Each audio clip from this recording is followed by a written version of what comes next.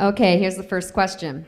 What is your favorite venue to visit on the road? And also, what is your least favorite venue to visit on the road? Well, for me, without question, Montreal. I went to school in Montreal at McGill University, but Montreal is like Detroit, is when you walk in there, it's a real rink. It's got history, it's got tradition, it's about winning, it's spectacular.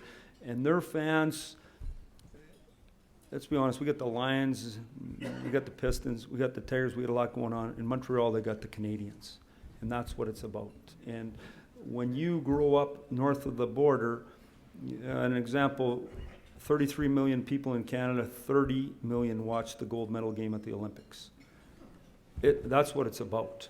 So when you put that in perspective, going there, to me, is my favorite spot. And then I mean, there's no sense talking about negative things.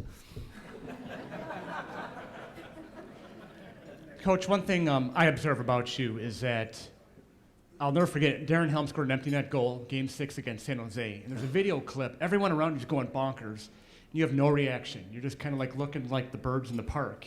And your composure at such an emotional moment, is that something, how did you train yourself to do that? Is that just who you are? How did that develop?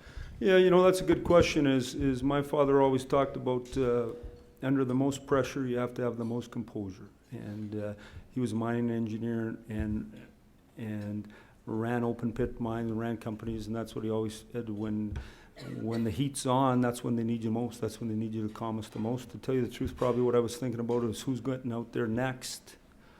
We have the game won if we can get through the next whatever. That's probably what I was thinking. And so I overreact, and my kids would tell you this, and my wife and my players, over the littlest things early in the year. And when things don't seem important to anybody else, I probably really overreact. But that's so I don't when I don't need to. What was the best part of coaching the Olympic team? The best part about being an Olympian, like, just think about the fact that you actually got to be an Olympian. Like, no one gets to be an Olympian. Like, you don't even know anybody, most of us.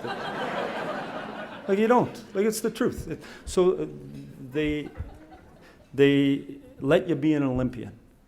And then, for me, they introduced our Olympic team in my hometown. My dad and a couple of my sisters and a few of my nieces got to come.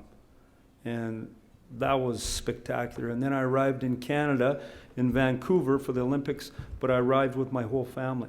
So we got to experience the Olympic Games together. And I was disappointed in the schedule when it came out that our games were at 4:30, and I was scared, we're not used to playing at 4:30.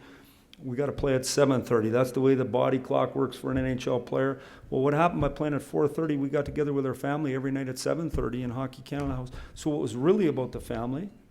And I believe one of the reasons we won, without a word of a lie, is instead of making our guys come back to the village after we won, they met their family at Hockey Canada House. Then they went home with their family and their kids, and they came back to the village by noon the next day, and we got on with hockey.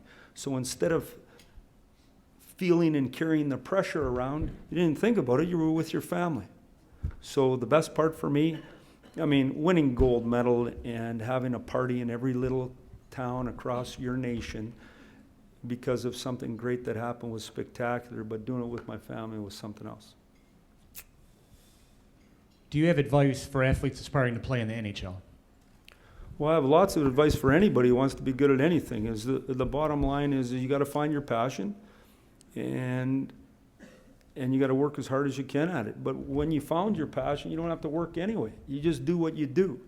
And if you do what you do, you're enjoying it while it's gone on. It's not about the destination, it's about the journey. It's about, I tell people this all the time, when I got my first coaching job at Red Deer College, it was my dream job.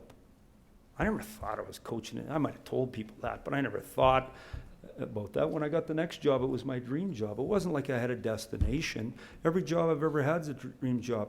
I always say, I tell this story all the time. With my kids, I wanted my kids to have the opportunity to be as good in any sport as they wanted to be. And I'm a fan of hockey, so I always had a big bucket of pucks and a nice net and a backstop and sticks and everything. And for a lot of years, I came out of my garage and I'd pick out the leaves out of the bucket of pucks. I'd knock the snow off the bucket of pucks. And then about 3 or 4 years ago, I'd come out and there was no pucks. So I'd go get another case. And then the net was wrecked and I'd get a new net. And then there was no... Well, they get better because they want to get better, not because you do it. My wife tells me all the time, they're not you, they got to do what they want to do. That's exactly the case. But anybody who can find their passion and become good at it enough that you can trick someone into paying you to do it, that's a home run. That's me. Thank you. Defenseman Nicklas Lidstrom will be in his 20th season. Will his playing time be limited? Absolutely not. He straightened the coach out this year at our year-end meeting a little bit. Last year we didn't play Nick as much as he had.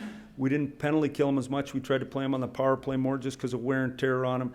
And he just said to me, he said, Babs, I'm too old to be sitting there.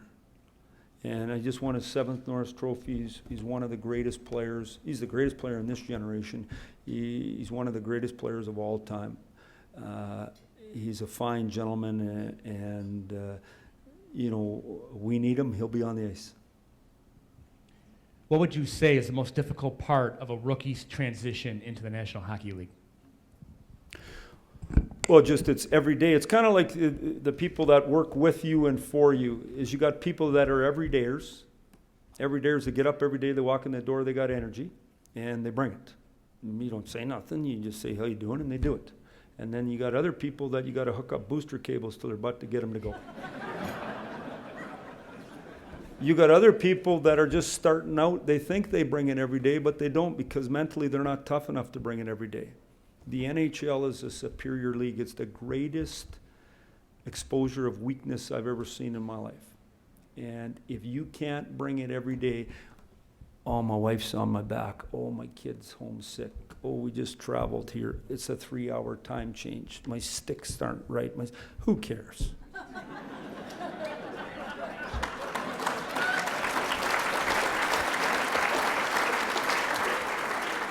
And to be honest with you, you work someplace and the people are real good to you. I think at sometimes you can get away with something a little bit. The bottom line is the best of the best. I'm standing here in front of you right now. There's nothing more important I could be doing because I'm here. When you're at work, there's nothing more important you can be doing than what you're doing because you're there. When you're at home, do that the best. If you live in the present, how can you ever go wrong? To me, that's what it's all about, is you bring your A game every day. And if you're too soft between your ears to do that, you're not going to be a Red Wing very long. Just simple.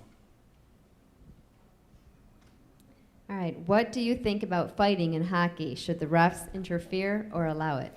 I'll tell you what, it's a real tough question now because of all the head injuries in our game and the NHL trying to step in and the Players Association getting involved. I mean, it's hard for me to believe that they're going to allow it to keep happening if you're trying to limit concussions. I just don't know how it all adds up. And yet, I used to entertain myself. And my billet lady in Kelowna, when I played major junior hockey, would make pierogies every time I fought. I fought lots. I love pierogies. Anyway, I see some people looking at their watches. They got to leave. We got to cut the program off pretty quick here, you guys. So. We're ahead of schedule, actually. Okay. So. I'm just kidding. Any update on moving for the Red Wings moving to the Eastern Conference in 2013? Yeah, that's not going to happen. And the reason it won't happen, even though our owner's been promised it, is the reality. If you're Vancouver, Calgary, these teams. And you got a choice between keeping Detroit, Nashville, or Columbus in the Western Conference. Who are you going to keep? So when the vote comes out, we have no chance. So I think what they're going to do is they're going to go, I think they're doing 3 10-team pools or something. I don't know the answer to that for sure, but we'll find out over time. We won't be moving. And the last question we have, Coach, can you please review your upward success spiral that you spoke about last year at this luncheon? That's a good one. It's I like that theory. As you get older, and those of you who are young, you know, when your parents start talking, you go, oh my God. Well, I'm at that stage in my life. When we spent the summer on the lake and wake skiing and wakeboarding and skiing and doing all that stuff, and my kids always warn their friends. My dad has these theories. He's always giving you a theory. Well, one of my theories is real simple. It's just about the success circle. And so I'll just use it with a kid in a soccer ball. Is you go out there, you got a soccer ball with a kid, and the kid kicks it, the soccer ball, and he kicks it pretty good. Automatically, the kid goes and gets it. He brings it down, puts it down, he kicks again, he kicks it pretty good. Suddenly now he has an expectation for himself. Well, the expectation is that he's pretty good, but the other thing that happens is because he's had some success, he does it again. And he practices and gets better and he gets better, and then it just snowballs and his expectations change, but also his work ethic changes. The same thing happens in your business. The people that are having success, it just snowballs. On the other side of that, if I walk up and I kick that ball and I can't kick it and it dribbles off over there, the kid doesn't even go get the ball. He just gets on with something else. That's why I believe it's so important to find your passion. We're all attracted to what we're good at. What is that? Well, I better try a whole bunch of things and figure it out. But the success circle to me is a way of feeding the passion you have. On the other hand, of that momentary doubt is the opposite of that. Everybody walks in, there's something new in your life. Everybody has momentary doubt. Oh, can I do this? Can I make it happen? But the people that I believe are difference makers, that are willing to force themselves through it, they take the step and they do it right away. The person that's shy of things, they go, and let's just say you're wakeboarding on my boat in the summer. The kid that's never done it, and there's a whole bunch of kids that never done it, but the kid that has a big belief system in himself, they jump out and they go first. I'll try that. The person that's nervous, they go last. They wait and they wait and they wait, and they let momentary doubt build up so much. By the time it's their turn, they don't want to do it. They found some reason not to do it. I think it's our job as parents and our job as business people and our job as coaches is to get people to understand that when you go first and you try hard, everybody thinks it's great anyway. What's the difference? Get out there and risk a little bit. It doesn't make any difference. It actually is one of the greatest strengths you have is risk it. Everybody in life has momentary doubt. Fight through it. The success circle, once again, find something you're good at. It's real simple and just keep it going. That's my theory. I'm just sticking to it, Dan.